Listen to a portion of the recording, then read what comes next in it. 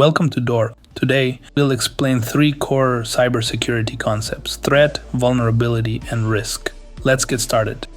A threat is anything that can cause harm to a system. It can be a hacker, malware, or even a natural disaster. A threat does not need to act, just the possibility is enough.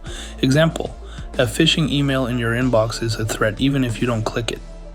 A vulnerability is a weakness in your system, something a threat can take advantage of. Examples include unpatched software or weak passwords. Think of it as an unlocked door. If a threat finds this door, they can walk right in.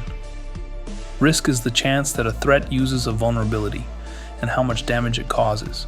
In simple terms, risk equals threat times vulnerability times impact. If any of those factors is high, risk goes up. If you remove the vulnerability, risk goes down. Let's review. Threat equals possible danger. Vulnerability equals weakness. Risk equals the result when the two meet.